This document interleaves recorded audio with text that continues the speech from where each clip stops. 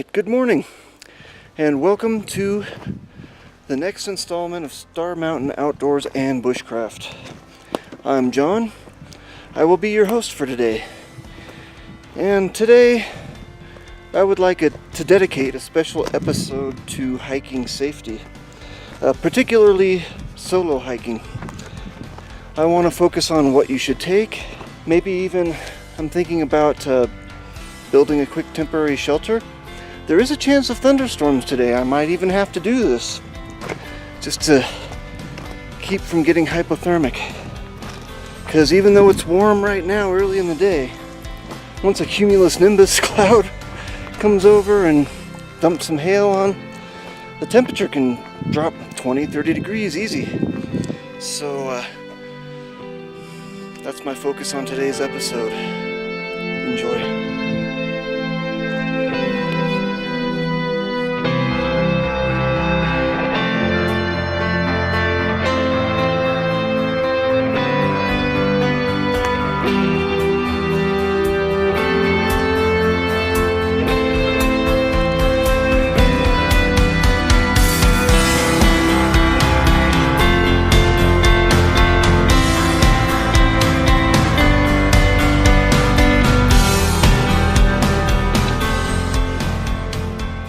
Here I am at my cutoff. I am now going to head down to the Rio Nambi, which is 1.75 miles and a 2,000 foot drop in elevation. Hence the trail's nickname as the elevator. Okay, I'm about 100 meters into the trail, and this is what it looks like. Now granted, the camera is not level, it is pointing down at about a 45-degree angle. And as I lift it up to level, you can't even see the trail anymore. That's the kind of slopes I'm talking about.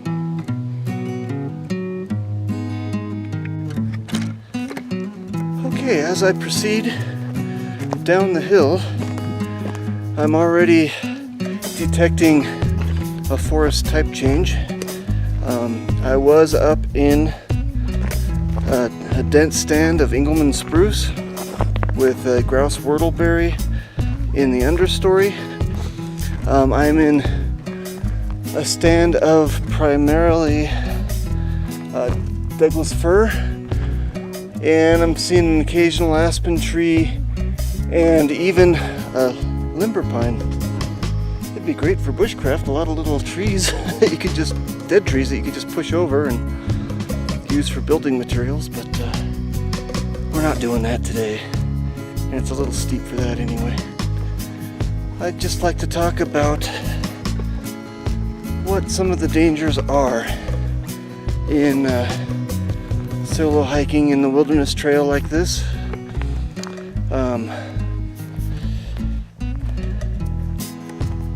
I think number one, it's June in New Mexico. It's the hottest, driest month of the year, and that means dehydration is one of the biggest problems. So to protect against that, I've got about 3 quarts of water with me, and I've got ways to purify water on top of that, and I'll talk about that when I go through my gear a little later. Number two, I think on this trail, if you look around behind me, there are a lot of dead trees. And it's supposed to be a windy day. So, widowmakers, I would say that is danger number 2, at least for this trail. Number 3, getting lost. There's been at least 4 hikers here in New Mexico this year that have died. I think one of them had a medical episode on the trail, some of them from dehydration or sunstroke. They were hiking near Carlsbad in 100-degree plus temperatures in desert with no tree cover, and these guys were supposedly experienced hikers. So it can happen to all of us. We need to be careful, we need to be prepared, we need to pack plenty of water, and we need to be vigilant, watch our surroundings. Wildlife, predators is another issue around here. The big predators are mostly coyotes, which I'm not really too worried about. They really don't hunt humans. But there are mountain lions and there are bears. Bears I'm really not that worried about either. They're not that thick in this forest, and they're usually pretty easy to scare away if you stand your ground. Just don't be afraid of them. Don't run. That's the first thing a predator looks for, is somebody that acts like prey. And that goes for the top predator in this area too, is probably the mountain lion or puma or whatever you want to call it. They're sneaky. You don't hear them until they're on top of you. Padded paws. They're built for stealth and camouflage. Their primary prey is deer and probably elk, especially small elk, calves and stuff, which are around this time of year. So that's what they're going to be looking for. And in this area that I'm hiking into is an old fire scar from the Pacheco fire, which happened, I don't know, it's probably 6 or 7 years ago now. And so that's why there's so many dead trees.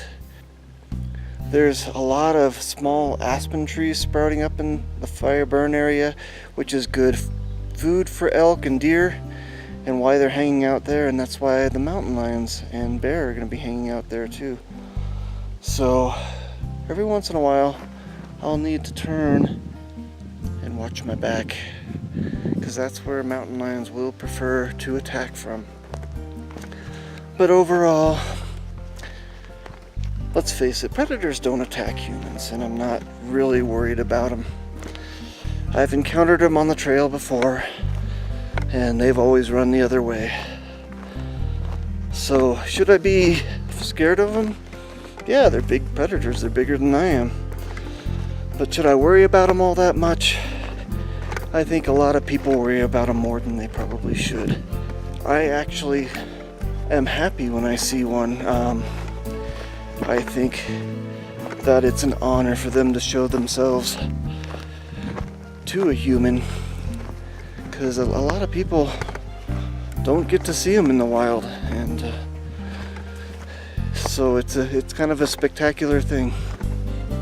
So on top of dehydration, deadfall, predators, just tripping and falling hazards, things like that, the next, probably the biggest killer out here today, and I've talked to search and rescue team people about this, the biggest killer is hypothermia. Now you're saying, whoa, wait a second here, John. You're in New Mexico. It's the hottest month. It's June. How can people die of hypothermia? Well, usually, first of all, they get lost. They stay out too late, it gets dark, they can't find their way back, and they're unprepared for how cold it gets at night. I started this hike at an elevation at the trailhead of 10,000 feet. Now, in most places, 10,000 feet is above Timberline. But down here in the Southern Rockies, the Timberline's not until 11,500 to 12,000 feet. And it still gets cold at night. I think the difference here is it gets warm enough in the summer during the day that the snow drifts melt or melt during the day faster here than in other parts of the country, and that causes the timberline to be up higher because the trees are able to survive. They're not under snow cover for too much of the year. And plus it's drier here and the drifts don't get as deep. So that allows us to have timber up until about 12,000 feet, which is kind of cool. You can camp up higher. You have more resources to work with even at high elevations. But yet the mountains are, some of the peaks around here are 12.4, 12.6, so they're still above timberline. And it makes for some pretty good camping country. And I hope you can see me. I look like I'm a little backlit here, but there we go. Anyway, those are my thoughts on that. Hypothermia is the #1 killer. And again, we're looking at a potential for thunderstorms this afternoon. And if we do get thunderstorms, I want to be prepared. And I've brought some tools and materials along with me that I can build a shelter if necessary, an emergency shelter, quickly and efficiently. So we'll talk about that more later. It is absolutely amazing the number of downed trees that we have here, and that's why I've got to be careful. That's a nice little rock pile somebody left for me, a little cairn, but the trail's even kind of hard to follow because of it, and that's what I've got to watch out for. These guys can fall at any time, especially on a windy day, which today it's not too bad yet, but it's supposed to get windier. And if the right type of clouds come over, then it's just gonna get worse. There's a reason why I decided to go around this way, because this is a loop trail I'm taking today. It's because this is a steep trail and it's the downhill. So I'll go up on the more gradual route, even though there's still some steep parts. And man, this trail is a disaster right now. So many deadfalls. Branches all over the place. I mean, look at what's above. And all these are like broken off now. So you know some big trees have fallen. Again, it's just the forest rejuvenating itself. It's fun taking trails like this. I like the more difficult routes sometimes. It's more of a challenge, and I'd like to do them while I'm still young enough to enjoy it.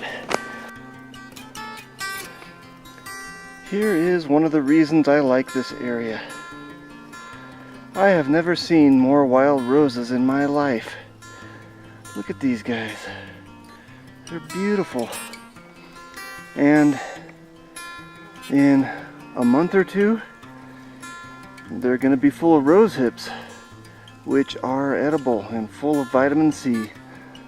There were so many deadfalls on such steep ground, and the trail was so hard to follow, that I have now found myself literally off the trail. And that's why these little trails like this that are seldom used are a lot more dangerous. And oh, I found it again. I'm on it. Okay, I had to go back to the ridge top. Oops, I'm not literally on it. It's over there, but I see it. Okay, let's get back on it. And I'm back. Still deadfall to climb over, but yeah, oh, paintbrushes everywhere. The reward is a wildflower display beyond compare. The challenge is worth it quite often. Here's another deadfall. This one's a rather shaggy one. I'm gonna have to find a way through. Here we go. Alright. I can step over this log. Ooh. And I almost pulled my hamstring there. Whew. That kind of sucks getting old. Especially when you have short legs like me. It's a little sketchy there for a minute, but I'm back on track. And let's see where the trail goes from here. Does it go that way or does it go that way? It's that way, I'm gonna say. Wow, not a lot of traffic on this one. It's funny, the trail this branches off of gets a ton of traffic. It's one of the busiest trails in the Santa Fe National Forest. Probably only second to Aspen Vista. Anyway, you can kind of see what I'm dealing with here. But it's pretty though, man, I love the flowers. Good time of year for flowers here. Okay, it's hard for me to see in the camera, but that's an elk track. Pretty fresh and soft dirt. Take a look at this plant. It's just kind of a shaggy, unique plant. The flowers aren't spectacular. You can see right there, but wow, what a cool looking plant. I'll see if I can look up what it is when I get home. Check this out. It looks like it might be a type of buckbrush or something, but it's growing like a ground cover here. And of course we've got the desert trumpets there. But it's pretty. And I bet it makes great browse for the deer and elk. You can see how hot the fire burned there. Generally, ponderosa pine is pretty adaptable to fire. In fact, they typically live in areas that get an underburn about every 10 years. And even here, if you look around, some of these trees survived the fire even as hot as it was. And like this tree here, you can see an old fire scar on it that's grown over, and then it's blackened again by a new fire. So this has been burned before, and that's why the pine survives and is the dominant tree here. And we also have a little limber pine, or southwestern white pine there. So anyway, why I'm doing this is to kind of make a point. You need to get to know your forest. Get to know what species there are. Get to know what plants associate with the dominant trees in the area. And that's part of becoming, I think, a good woodsman. Learn as much as you can about the plants, the wildlife, you know, their habits. Plants have habits too. They grow in certain areas and for a reason. And I think it's just interesting as well. In a survival situation, it might help you survive. Knowledge is power. Okay, whew. This trail is absolutely killing my knees.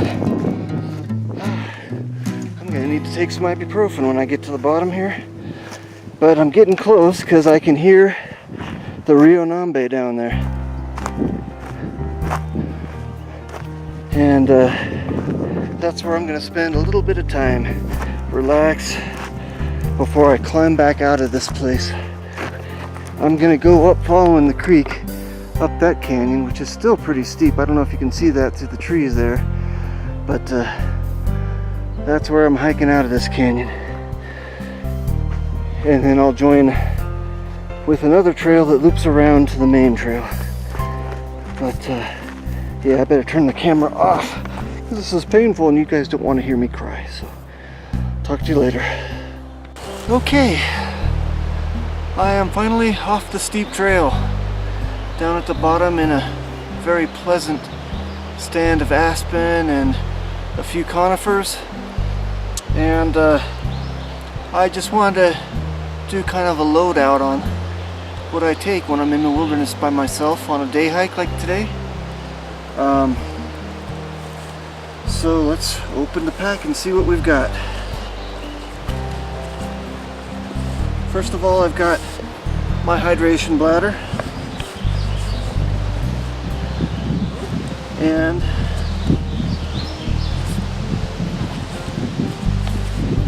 I've got a fleece. I really don't need it. It's warm enough today. I'm actually sweating. But in case for some reason I break a leg or something and have to stay here overnight, I'm gonna need to keep warm. So always have an extra layer for warmth.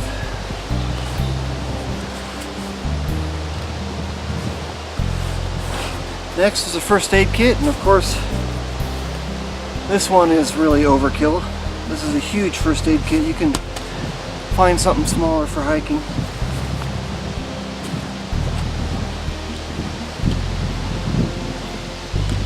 I've got 2 water bottles along with my pack. My total pack was about 15 to 16 pounds. Most of that is about at least 5 pounds of that is water. So Anyway, it's a little heavy for a day hike, but I like to be prepared. This is my cordage bag.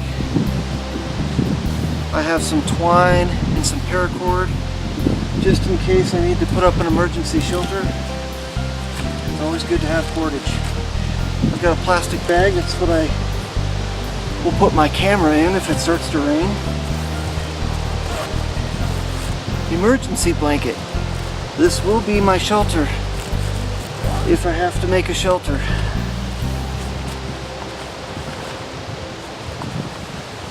And then I've got some extra camera mounts, stuff like that, some more cordage. Got a camera lens cleaning kit. The next pocket I have my food. This is my food for today.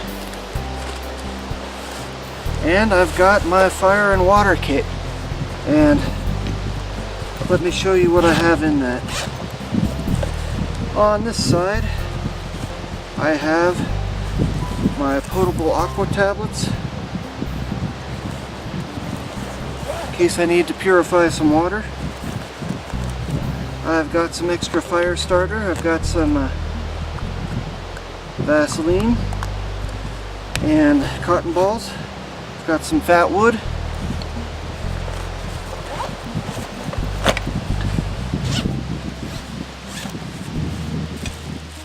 Extra toilet paper. More than one use for that, definitely. I've got a headlamp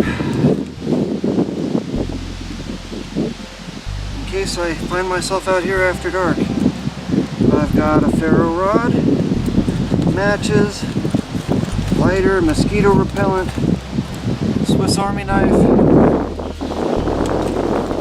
I've got a life straw, more matches, charred cloth,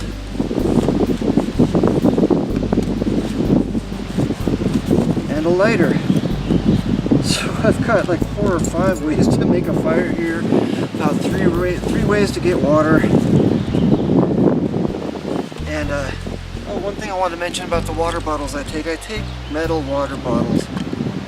This is a stainless steel or aluminum, and that way I can boil water on the fire. Comes with a carabiner. I can hook it up to a tripod with the carabiner and adjust the height on it, that sort of thing. Works great. As you can see, I've never actually had to use it. It's not burnt, but it's a good system. Oops, I want to put this back.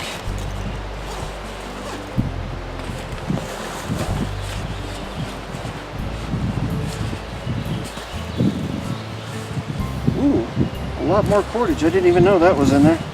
That was from a different trip. And then I've got a spade for doing the do.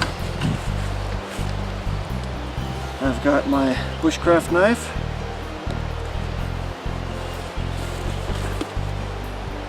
And a Baco Laplander. It's so light, why not take it? If you need to build a shelter, there's nothing better for cutting branches and that sort of thing. A map and a compass. No way I'm getting lost. A little extra medicine. A little extra mosquito repellent.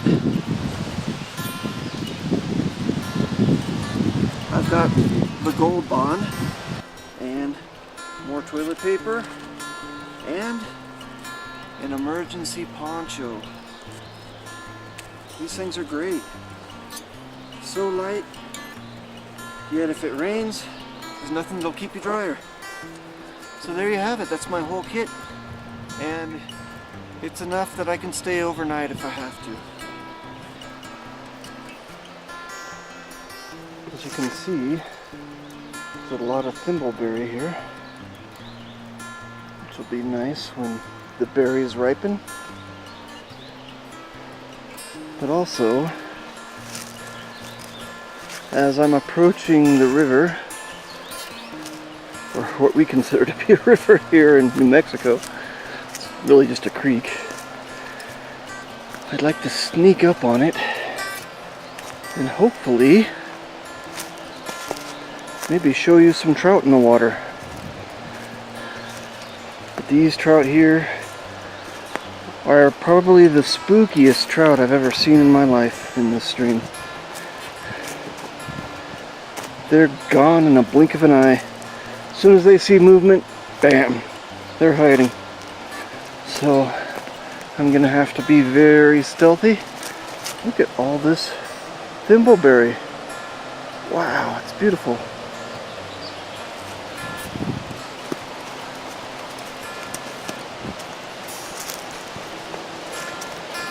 Alright, let's see what we can find.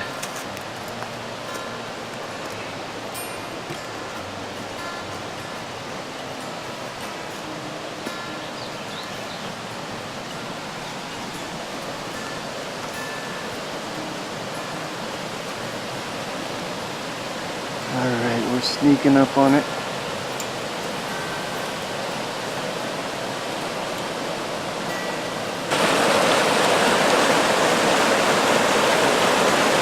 You're just not seeing any. There is a fish by the rock on the left hand side of your screen there. I just couldn't see it through the viewfinder.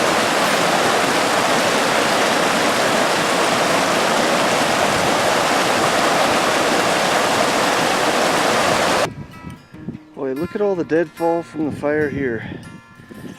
This is the trail and you can't even see where it goes anymore.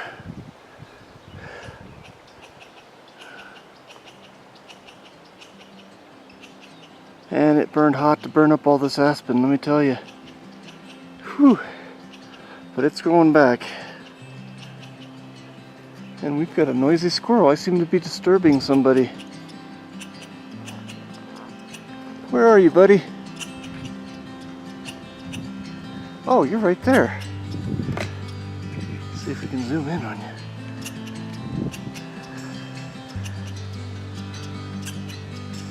Did I find you? There you are. Hello, Mr. Squirrel.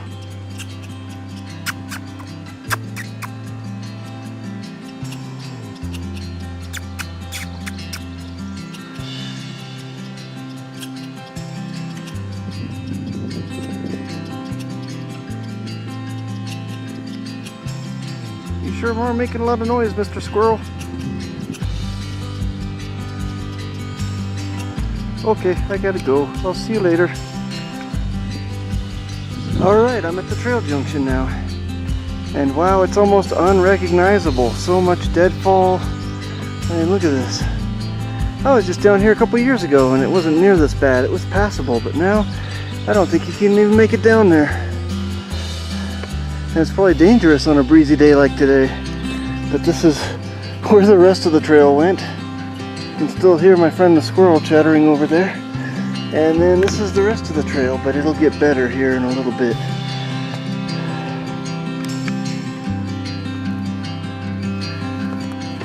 Wild strawberries.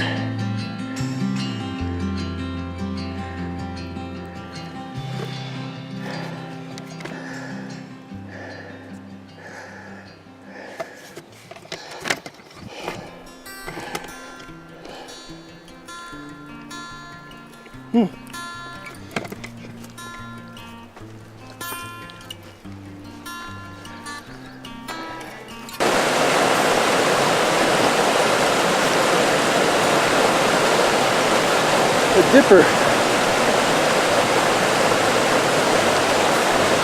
Look at him just standing there.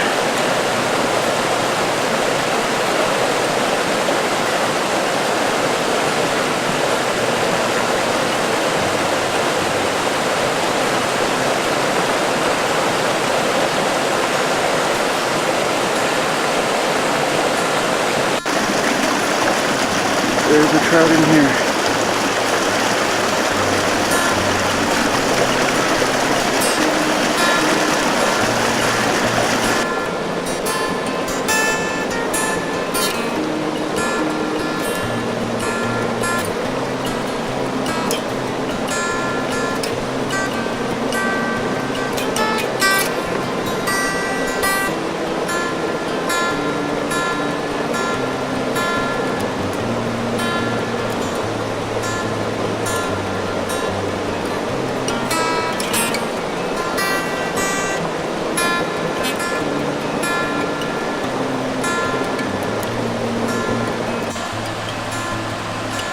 Check out this little waterfall that I found.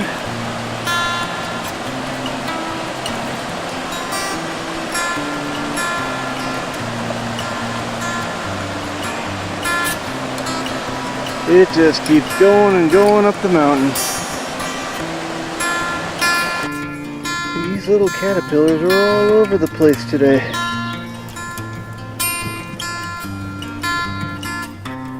I know what those guys are.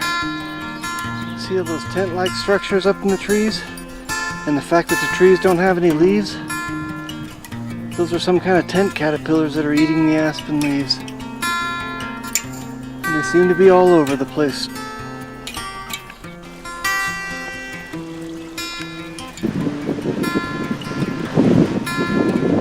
There's where I went a couple weeks ago for the Nambe Lake hike. Up at the top of that canyon is where Nambe Lake resides. Okay, I've made it to La Vega, which is a big meadow complex up here. And if I remember right, there's a little pile of rocks over there past the tree, and that's where my trail goes. And that's the only markings I have right now, or cairns. So I'm going that way. See up there? That's Santa Fe Baldy. 12,600 feet if I remember right. And there's the main meadow. Oh, it's beautiful. Alright, here we are. La Vega Meadow.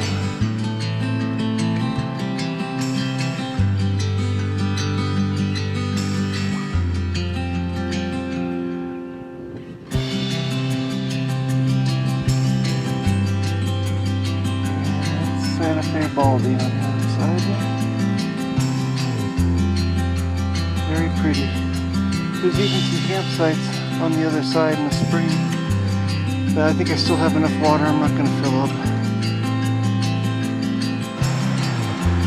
Okay, the next trail junction. Back to the Windsor Trail. Ski Basin is 3 miles from here. So I've probably traveled about 5 miles. Okay, this will probably be the last look at the Rio Nambe, and a beautiful look it is.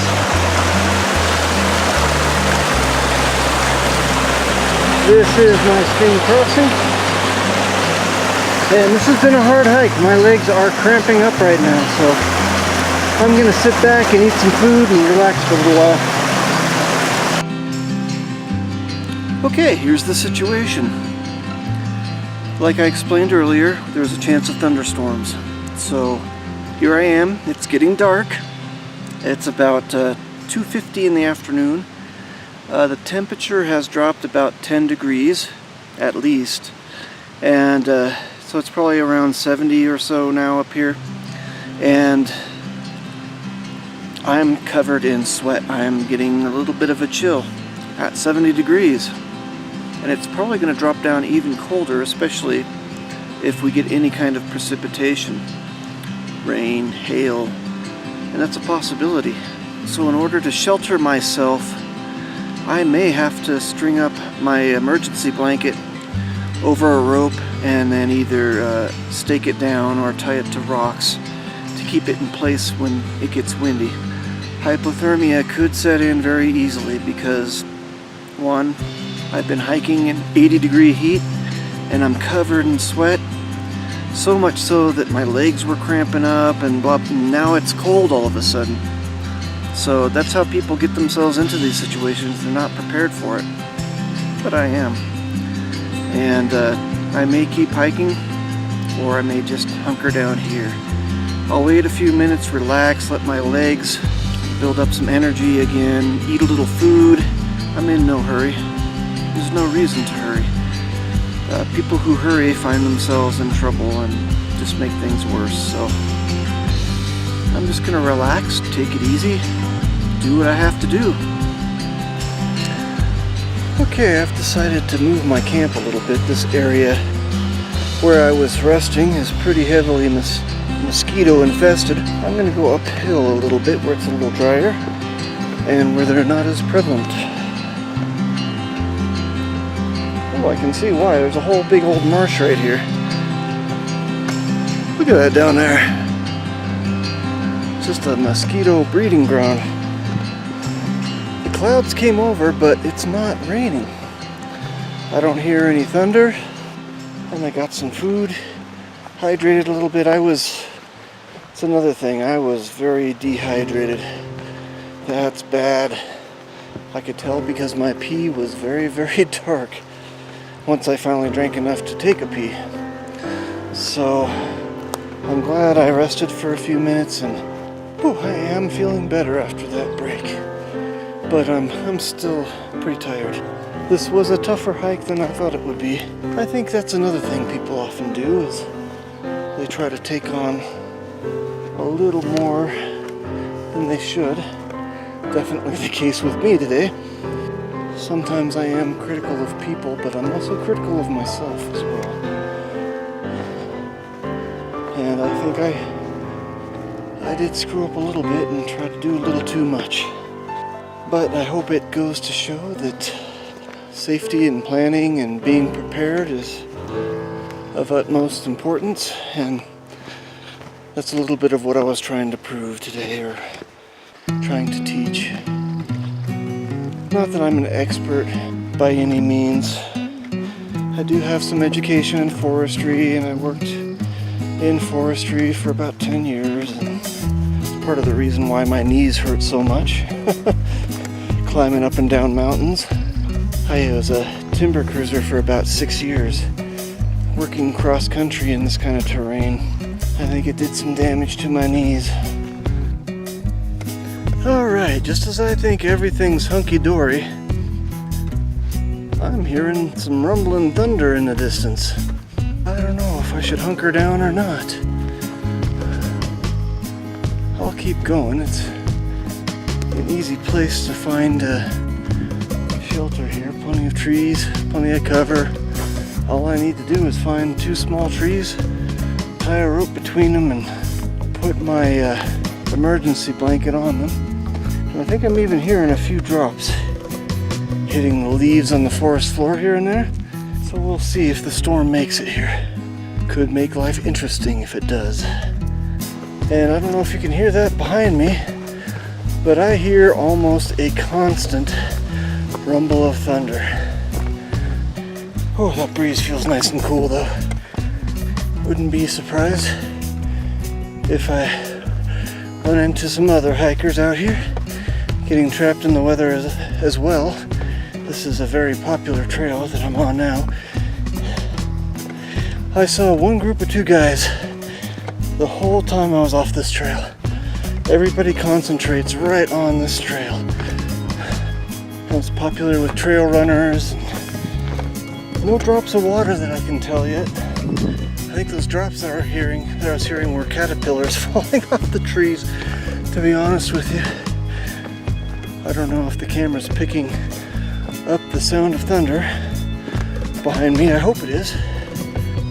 I'm not hurrying, I'm not rushing.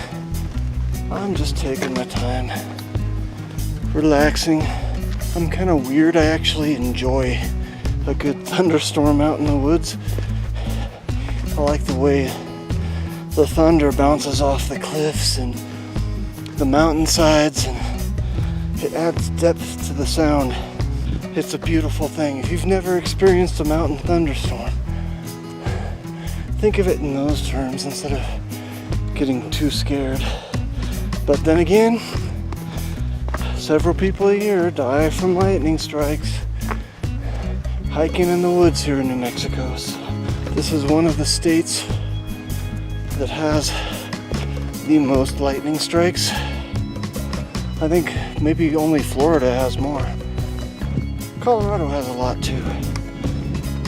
Yeah, when the monsoons hit in the summertime, we get a lot of lightning. This is a nice portion of trail right here. One of the few truly flat spots. And smooth, if you can see that behind me. That's what a trail should look like. but it doesn't last long. It's just a short stretch. The thunderstorm always adds an element of exhilaration to the hike. Alright, the wind's picking up and it's starting to rain. So I'm probably going to continue for a little bit and then cover my camera with plastic to keep it safe. And that'll be it for video today. It's so windy, I'd hate to try to set up a shelter, especially with one of those emergency blankets. They're not the sturdiest material. Would have been better to have it set up ahead of time, but if I did that, I wouldn't be home for dinner. And believe me, I want to be home for my wife's cooking. Man, can she put together a meal. Oop, I'm hearing branches fall down. I better watch what I'm walking under. Here is the end of the closed loop, and this is where I went down the hill, right there. And that's the elevator. I came back from this way, and now I'm going home. All in all, it's been a good hike, and I hope you enjoyed it too. If I see anything else, I'll let you know. But otherwise, enjoy your outdoor life, and I hope this inspires you to go outside. Take care. I'll see you on the next episode of Star Mountain Outdoors and Bushcraft. Have a good one.